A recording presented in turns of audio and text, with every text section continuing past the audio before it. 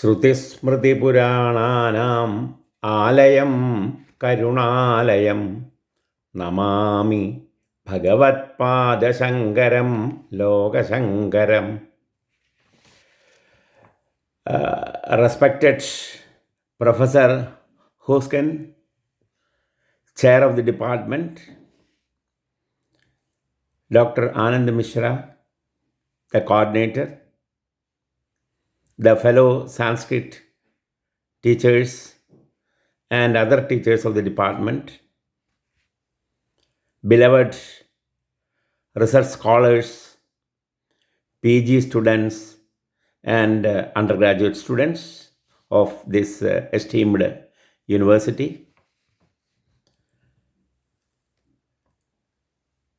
It is a great pleasure and a privilege for me to deliver the key lecture on the event of Kalidasa Day organized by the Helsinki department of Heidelberg University. And I am proud and happy to note that there are a galaxy of scholars from Kerala, from my own country, India, visited this prestigious department of Heidelberg University. Professors like Professor V. Raghavan, who taught me Indian aesthetics at the University of Madras, Professor K. Kunjuniraja, again one illustrious scholar, especially in Vedic field, that has to be mentioned especially because the Department of Helsinki, this Department of Heidelberg University, as far as Sanskrit is concerned, there was a great scholar formerly from India, Professor Parameshwara Aital. And at the time of Aital, there was another scholar who frequently visited this department and stayed here for teaching and for doing in-depth research in Vedic literature. And the great scholar, Professor E.R. Sri Sharma, whom I am going to mention. Professor E.R. Sri Sharma is from Kerala, who first in the entire history of Vedic literature, who published the Kaushitaki Brahmana for the first time, that is from this prestigious department. And he got very sufficient support and help from Professor Parameshwara Aital, who was at that time a professor in this department. And Professor C. Kunjanraja, another great Vedic scholar, he also visited this department and stayed here for several academic events, teaching, research and other things. So, I am very happy to note that even Professor Ashok Akluchkar once recommended my name to appoint me as a teacher in this department. And your professor, Mikhail, he has already came over to Delhi and made some interview. But unfortunately, at that time, I could not move from my own native place due to some family problems. I could not join this department. Otherwise, I would have worked here for some time in my life, which I deem precious and very significant. Today, I am going to deliver a lecture on the concept of avijitya and its treatment by Kalidasa in his entire literature.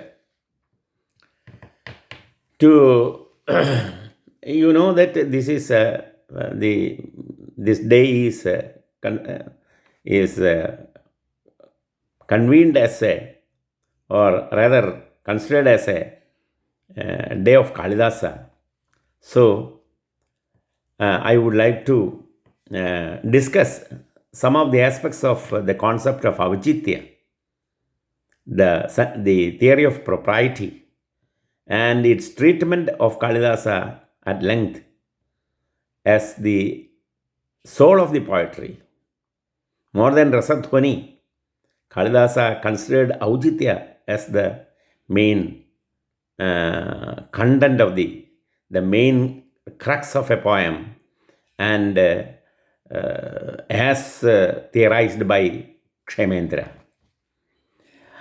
A glance at the Eastern literary criticism will show that the essence of poetic beauty has been one of the disputed questions in Indian aesthetics.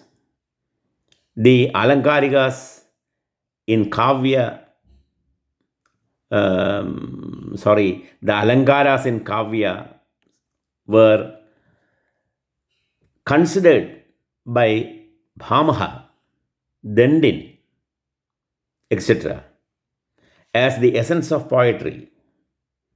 It is said that actually by the oldest Alankarika, Bhamaha, Saisha Sarvatra Vakrokti, Anaya Artho Vibhavyate, Yatnosyam Kavina Karyaha, Kolangaronaya Vina. Later, Vamana expounded the theory of Ritiratma Kavyasya. He is the first Alankarika to distinguish the essence of poetry as Atma. But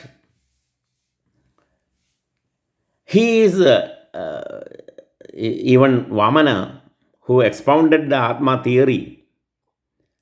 But he is, even though he is literally, he can be said as the first person, but he is also indebted to Dandin, Acharya Dandin, who has explicitly stated that Idi Vaidarbha Margasya Pranaha Desagunas Pratava.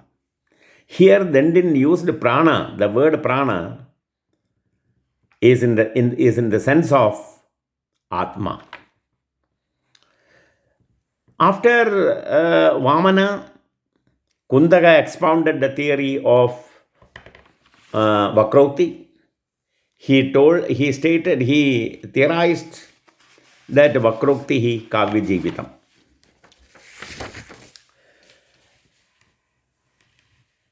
Then came the theory of Aujitya of Kshemendra. According to him, Aujitya is the soul of poetry which delineates rasa or the sentiment. Today, in this lecture, an attempt is to be made to explain the theory of Aujitya with reference to Kalidasa's works.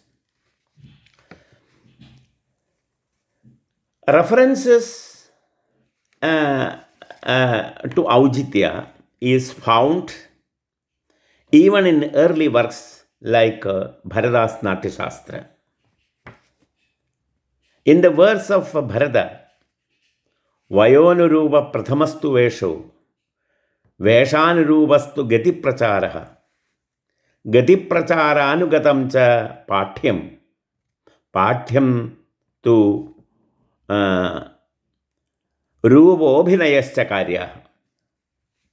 Here, the term Anurupa and Anugata are used in the sense of Aujitya. Though Bhamaha does not agree or does not use the term Aujitya, the idea is implied, this sense of Aujitya is implied in his Karika, the famous Kariga, Sannivesha Visheshattu Duruktam Abhishobhate Neelam Palashamabadha Mandarale Srajamiva. So, even though he has not literally used the word Aujitya, the sense is implied in this Kariga. Dandin has explicitly stated this idea in his work, in his shloka, the famous shloka, Astikajidavasthasa Sabhishangasya Chetasaha Yasyam Bhaved Abhimata Viruddharthavi Bharati. Aujitya is the soul of poetry, as mentioned definitely by Yashovarman in the prologue of his drama, Ramabhyudaya. Again, as you know very well, the great literary critic, the rhetorician Anandavardhana Acharya, indeed has clearly brought out the importance of Aujitya in his discussion on poetic beauty. Wherever he discusses, whether it is Alangara, Guna, Ridi, or whatever may be the aspects of, whether it is Charito Hedu or Charito Sthana, even the final destination called Rasa, he discusses that theory, the Rasa, along with Aujitya only. There is the famous verse, Anaujitya Drite Nanyad Rasabhangasya Karanam Prasiddha Aujitya Bandhastu Rasasya Upanishad Para. The famous verses. Despite these implicit views, Kshemendra, it is who, for the first time, brought out an enlightening and explicit definition of Aujitya, the term Aujitya. He defines Aujitya in this Kariga like this: Uchitam prahuracharyaha sadrisham kila yasyayat ujitasya cha yo bhavaha tad aujityam prajakshate.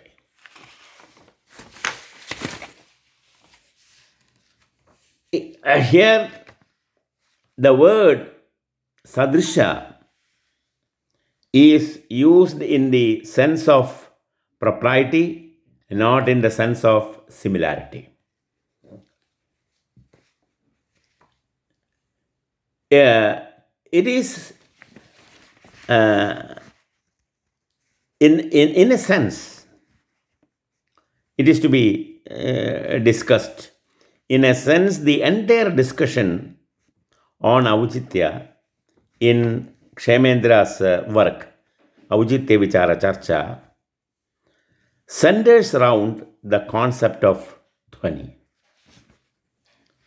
About some 28 classifications of Aujitya have been described by Kshemendra, but most of them are ultimately concerned with the threefold divisions of Shabda and Artha. There are threefold divisions of Shabda and Artha, that it is totally 6 divisions. They are Shabda Swarupa, Sankhatana, and Chandas belongs to Shabda, Shilpa, and Vachyartha, Vastudhvani and Alangaradhvani together, and Rasadhvani. These are the 3 divisions belong to Artha Shilpa. The discussion on Aujitya is mainly concerned with these 6 divisions. In fact, the works of Kalidasa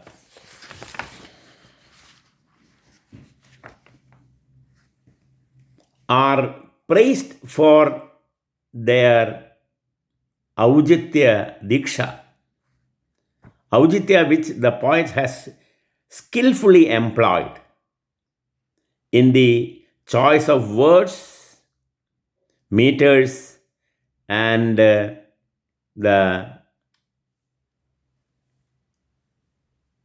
Shabdashilpa altogether. The meter Mandakranta in Meghaduta, as we know, is most conducive to Vipralamba Sringara. Even in selection of meters, the propriety shown by Kalidasa was highly praiseworthy. Here, in Mandakranta, even the Yati Bhanga, the Yati in this meter is capable of the Yati Bhangas. Here that Yati, which is in the meter, is capable of suggesting the pangs of separated lovers. When some yeti comes, there is a kind of half stop. That is due to the pangs. So, even it suggests the pangs of lovers in the time of separation. Here, the focus of Aujitya is meter and its pratiyogi is rasa or bhava, etc. Kalidasa never used such samasas which may obstruct the prasada guna or natural beauty of Shabda. Kalidasa suggests Aujitya, etc., mostly by Artha. The Aujitya is suggested by Artha mostly and very less by Shabda. In this respect, I want to show so many examples. In this respect, Kalidasa seems to have followed the footprints of Vatmiki, who stated that a Mahakavya should be like Tamasa Tirtha. In the beginning of the Vatmiki Ramayana,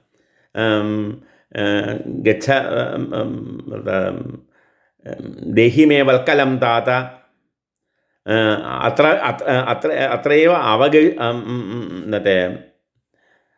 something that shloka is there. Idameva avagahishe tamasa tirthamuttam. Then he says, Ramaniyam prasannambu sanmanushya manoyatha. He makes a drishtanda, sanmanushya manoyatha. A Ubama is there. He says that the clear water is just like the clear mind of a Satyuga man.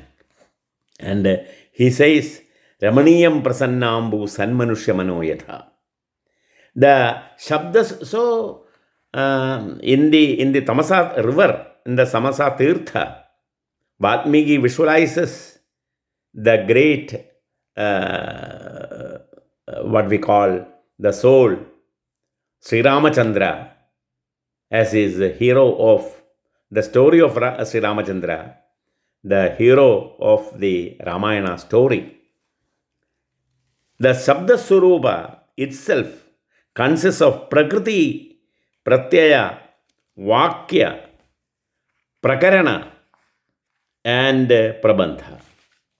In the selection of all these elements of Shabda Surupa, Kalidasa's Aujitya concept is unparalleled. For example, in the verses,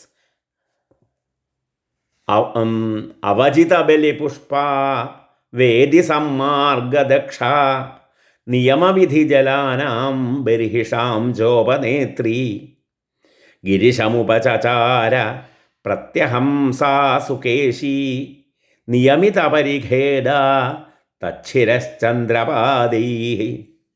And again, the famous verse which has been discussed in detail by Anandavardhana and other rhetoricians. Tribhagasheshasu nishasu chakshanam nimilya netre sahasa avabudhyata Kvanilakanthavrajasityalakshyavak asatyakantharpita bahubandhana. In Kumar Sambhava, in these shlokas, the words like Sukeshi, Tachiras Chandrapadehi, Nimilya Netre, Neelakantha, all these verses, mostly all the verses, to mention few, I am taking 4 or 5 words as the great Vanchakas.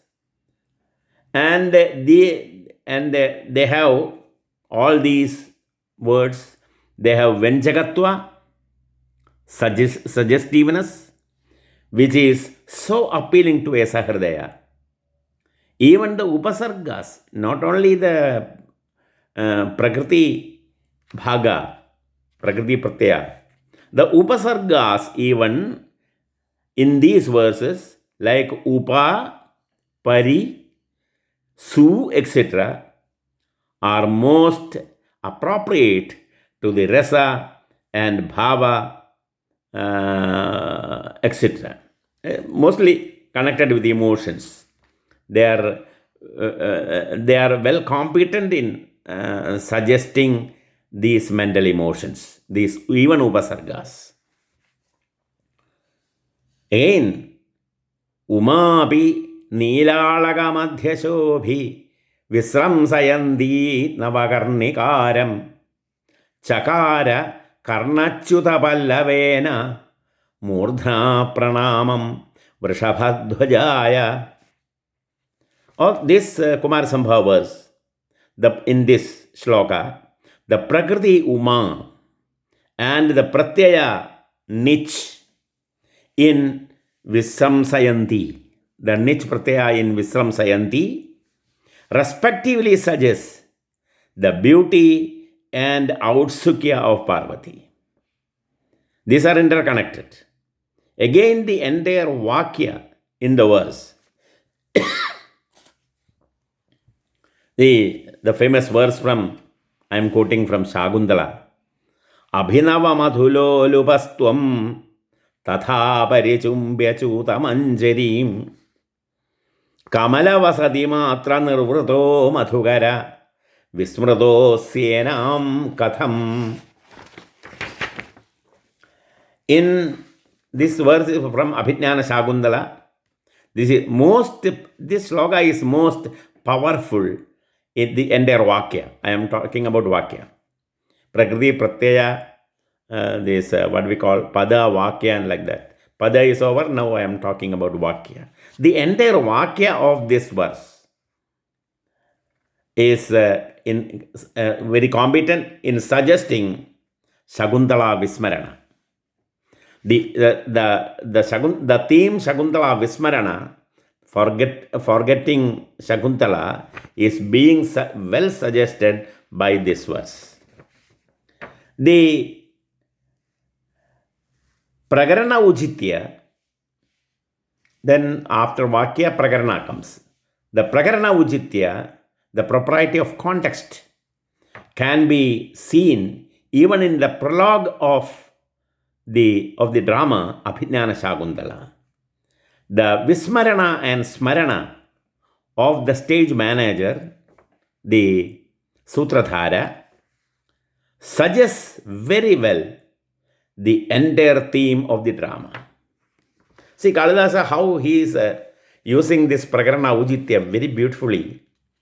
From the context of this Prakarana, from the background of this Prakarana, this context, The Mahakavi suggests very aptly, very properly, to the point. He has served the purpose that of suggesting the entire story of Smarana. This is the story of Abhijnana Shakuntala. It is the total story of the Abhijnana Shakuntala is Smarana and Vismarana. Vismarana and Smarana. So that the entire theme of Dushyanta and Shakuntala, in the nature of Vismarana and Smarana, this has been brought into nutshell in the beginning of the drama, in the prologue, in the conversation between the Sutradhara and the Nati. The Prakarana Uchitya depends, the next one, the Prabandha Uchitya. The Prabandha Uchitya mainly depends much on Rasa and Vishaya. The description of the great dynasty of Rajarshis, which ends with, it has started from Surya Vamsha in Raghumsa. The great dynasty has been depicted. Such a great, marvelous work of Kalidasa, the Raghumsa Mahakavya. It Vaivaswado Manurnama Mananiyo Manishinam. There starts with Pranavas Chandasamiva Vaivaswado Manurnama. So, with a great Rajarshis, that entire Vamsa, it starts. And one after another, the kings, the succeeded Rajarshis were greater than the predecessors. And it went up to Rama. And afterwards, what happened in Raghuvamsha? It ended with Agnivarna, the most voluptuous, the most immoral king. The description of the great dynasty of Rajarshis, which ends with voluptuous and immoral kings, is the best example of Prabandha Uchitya. Raghuvamsha itself seems to be a challenge of Kalidasa to his own contemporary rulers of the country. He became against to the entire this monarchical system of administration, governance.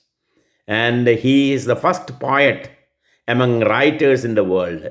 He is the first poet who stands for democracy, who shouted for democracy, who demanded, who found out that the best way of governance is always democracy. So after Agnivarna, that is why he ended that entire Raghuvamsha with this, what we call, this type of depiction. And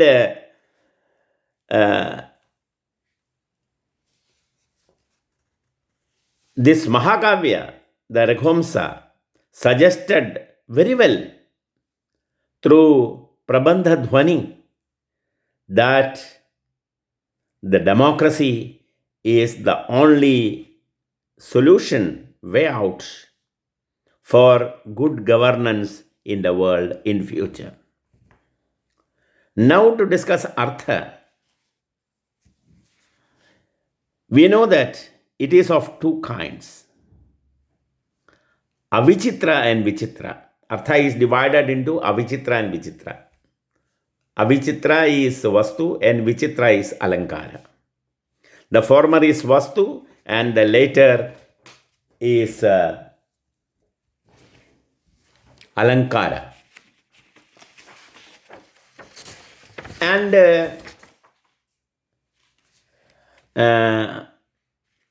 actually, Artha is capable of suggesting more of Rasa than Shabda.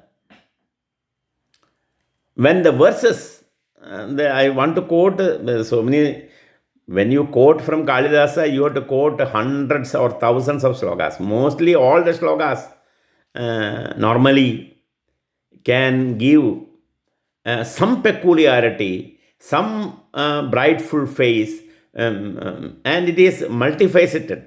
And it is is shining like anything. Each word, even I have mentioned about even upasargas in the hands of Mahakavi. When he takes these upasargas with his hand and put in the kavya, it becomes full of rasa. It becomes full of suggestive power of suggesting rasa.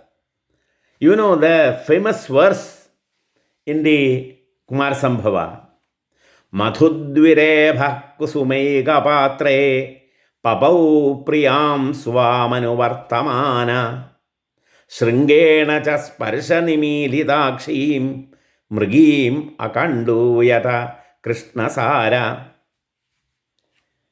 Again, when you come to the Raghumsha, I am quoting one sloka from each Mahakavya, Kumar Sambhava and Raghumsha.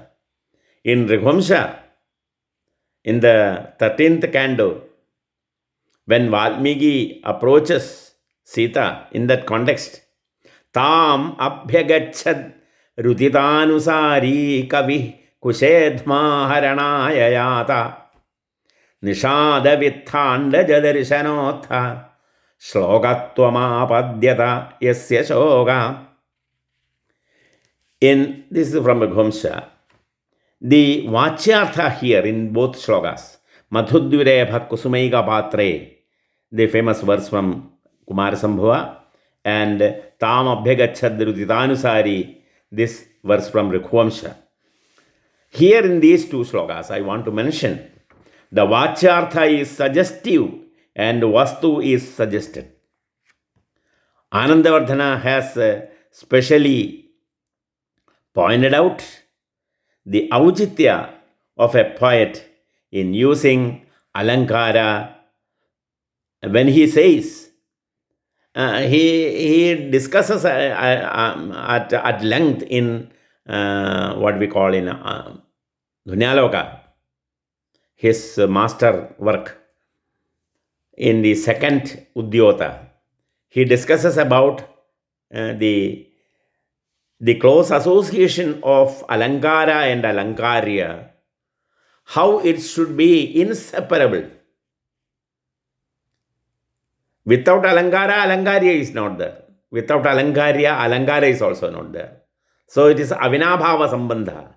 In Mahakavyas, when it becomes a product of a Pratibha Vishesha, Mahakavi, who is endowed with Pratibha Vishesha, when it becomes a product of a Mahakavi, there the rasa and that is called Alankarya, and the Alankaras, so-called Upama, Ulprecha, etc., all these put in one.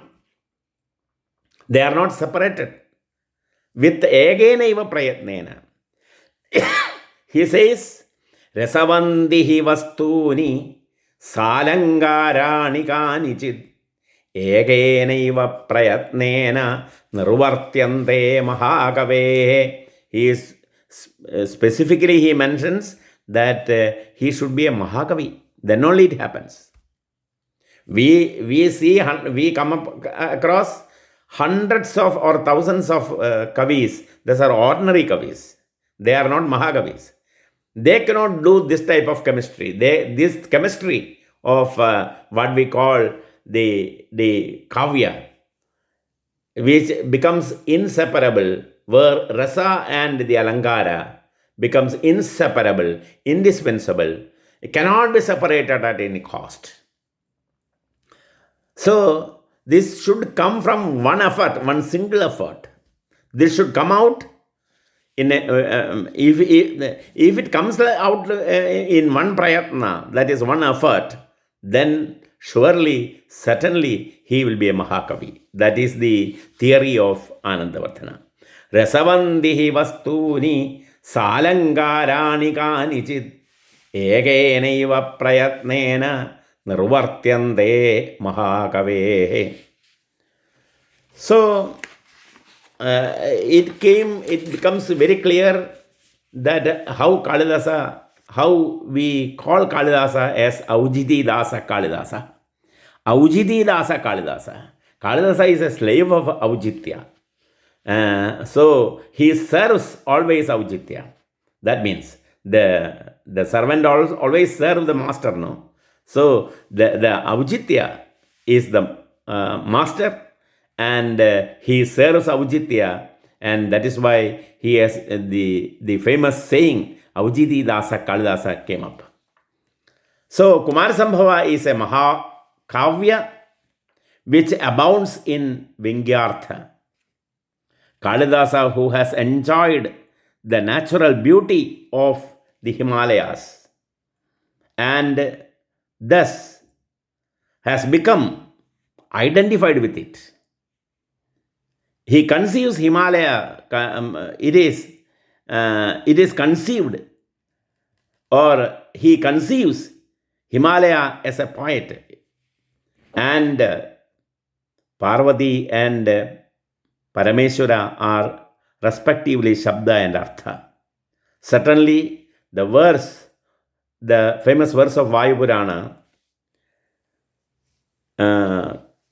Shabdaswarupam Dhatte Sarvasya Vallabha, Arthaswarupam Dhatte Mugdhendu Shekhara. This famous verse would have influenced the Kalidasa, because Kalidasa throughout in Raghuvamsa he says that Sabda Vagartha Ivasambrakratau Vagartha Pratipattaye Jagatapitarau Vande Parvati Parameshwarau. So he considers the concept of Vagartha as far as Kalidasa is concerned is very clear from Raghuvamsa, and that what is done as a Bijavapa, the theme, the basic theory of Kavya, that Shabdartha Sahitau Kavyam, this Shabda and Artha, Vag and Artha, that has been developed in Kumar Sambhava in the form of two hero and heroines, Shabda Surubini Parvati and Artha Surupaha Parameshwaraha. So Parvati in the form of Shabda and Parameshwara Shiva in the form of Artha. Their union, permanent union, inseparable union, that is Sahitya. So the entire theme of Kumar Sambhava is can be considered as the essence of the theories of Kavya, the aesthetics of Kavya propounded by Kalidasa. In Kumar Sambhava, we see the attempt of Parvati to attract Shiva towards her. The Shabda tries to attract Artha towards Shabda. It happens in Kavya as well. That is, the Shabda, with the help of Anuprasa, etc., tries to possess Artha. But it becomes vain, futile. The verses Avajita Beli Pushpa, or more than that, the another verse, Avarjita Kinjiti Vastanabhyam Vaso Vasana Tarunarkaragam Paryapta Pushpastabagavanamra Sanjarini Pallavini Lateva Avarjita Kinjiti Vastanabhyam Vaso Vasana Tarunarkaragam Paryapta Pushpastabagavanamra Sanjarini Pallavini Lateva. And again, in the same context, Sugandhi Nishwasa Vivruddha Drishnam Bimbadhara Sannacharam Durebham Pradikshanam Sambhamalola Drishti Leelaravindena Nivarayandi. There is no need of explaining the context of these verses, because you all Sanskrit people, you know it very well, the context and the entire meaning of the. Here the Aujitya, the concept of Aujitya, carried out in a very befitting manner in a Kavya, Mahakavya, it is a model, as a drishtanta to the entire world. It clearly suggests it clearly suggests the function of the poetry. Parvati realizes the futility of external beauty. Shabda should understand that its external beauty will not do any help. That is why Kavya Prakashakara, when he divides the kavyas into three, the Shabda Shilpa, the Shabda Charutva, Shabdalangara Kavya, Shabda Chitra Kavya has been depicted as an inferior variety. Swachando Chalada Chakacha, Koharachadeda Rambuchadamurchan. He gives such a beautiful example. Here only the words, the Shabda, when it comes into our ear, it has some beauty. But afterwards, when you think about meaning, there is no such beautiful layers of meaning in that verse. So we get disappointed, knowing that there is no beautiful meaning in that Shabda Shilpa. So Parvati realizes the futility of external beauty and resorts to penance to gain Chitta Shuddhi or internal beauty.